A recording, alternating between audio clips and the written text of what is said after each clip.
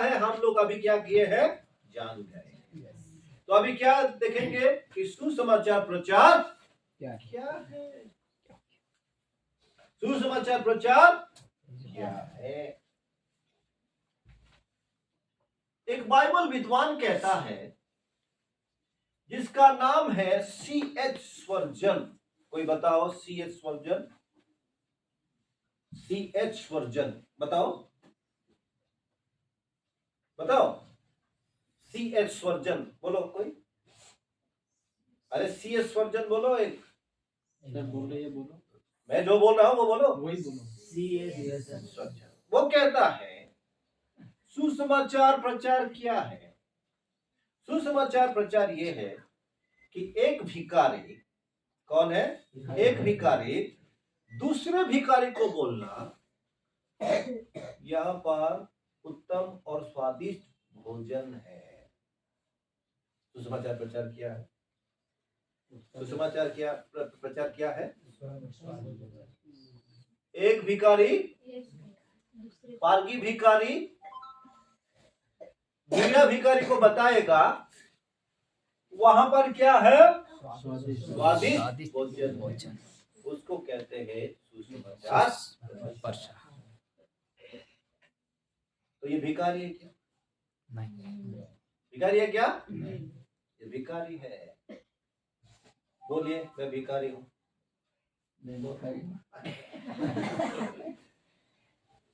भिखारी कैसे है बताओ। सुसमाचार अर्थात जब उधार है, उधार को आप रुपया पैसा लेकर के खरीदे हो क्या। नहीं। अनुग्रह से मिला है। हालेलुया। उधार हमको कैसे मिला है। अनुग्रह से। हम उसको कुछ दे करके खरीदे नहीं है। अनुग्रह किसको किया जाता है जिसके पास कुछ करने की खरीदने की औकात नहीं रहती है। बात आई समझ में। उनके पास और कोई क्षमता नहीं है करने के लिए, उसको इसीलिए क्या कर दो दे दो। अगर नहीं देंगे तो बेचारा मर जाएगा भैया, इसलिए क्या करो दे दो। उसको कहते हैं अनुग्रह। जो पाने की क्षमता नहीं था उसको जो हम प्राप्त करते उसको कहते हैं कि अनुग्रह से पाए। तो उधार पाने के लिए खुद के धन दौलत खुद की योग्यता के अनुसार उधार पाने के लिए हम योग्य और सक्षम नहीं थे।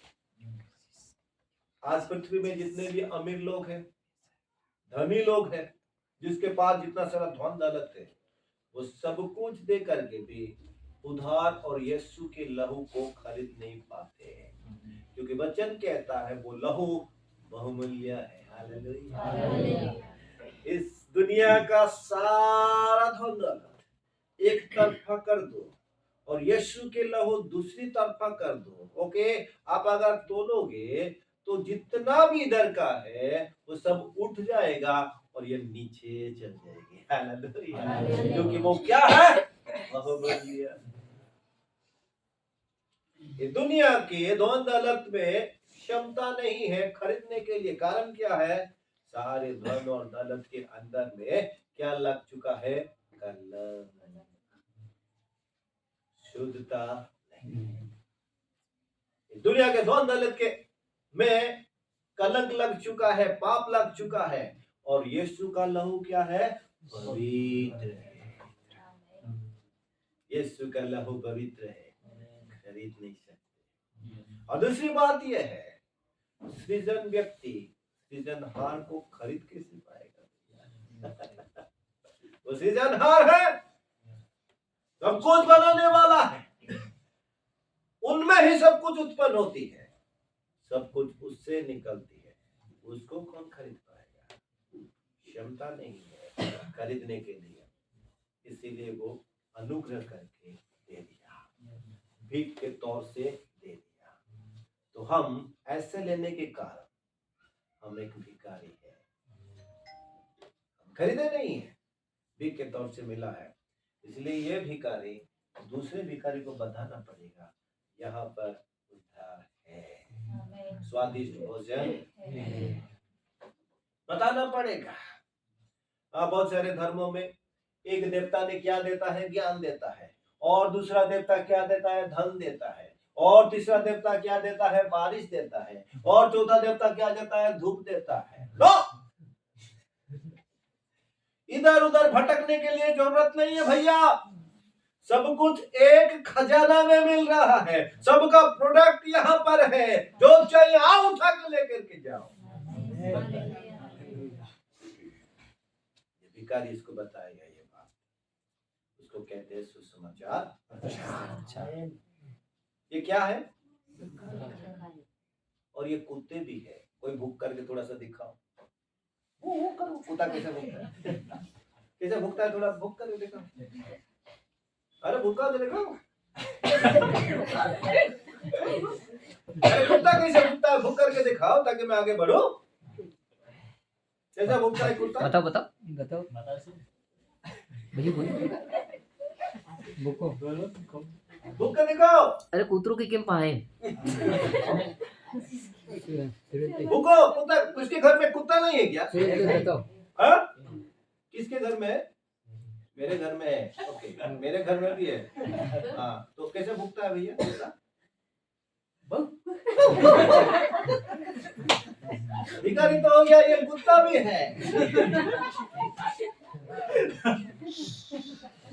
मत्ती उसका 15 अध्याय में अगर 21 आयत से अगर देखेंगे तो यीशु ताइरी और सीदोन नगर में जा रहा था। ओके, तो एक अन्य जाति के महिला यीशु के पीछे चिल्ला चिल्ला करके आके बोली, हे याऊद का संतान, मुझे कृपा करो क्योंकि मेरी बेटी को भूत पकड़ा है जोर से।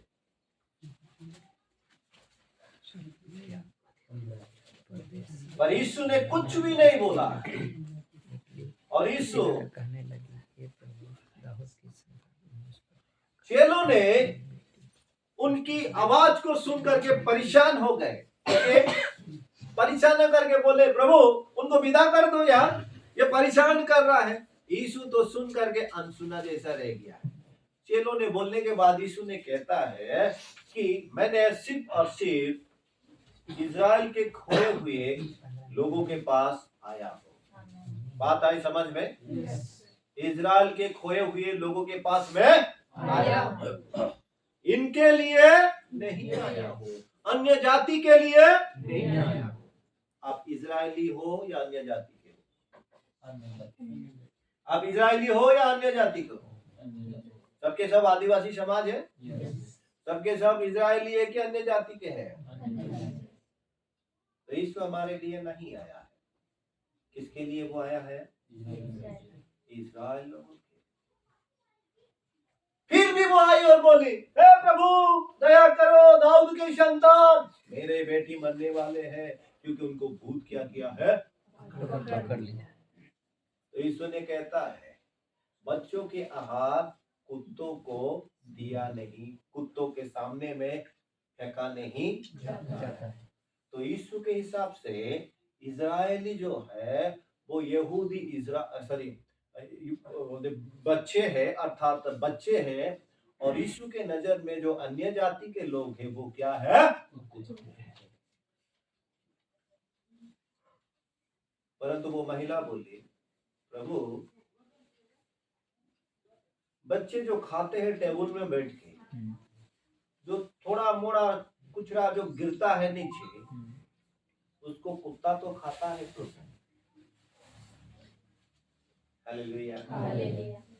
वो बोलना चाहती है बच्चे जो टेबल में बैठ के खाते हैं, परंतु आज जो झूठा गिरती है उसको कौन खाता है? कुत्ता। ये दोनों खाना में अंतर है क्या कि एक ही खाना है? कैसे अंतर है?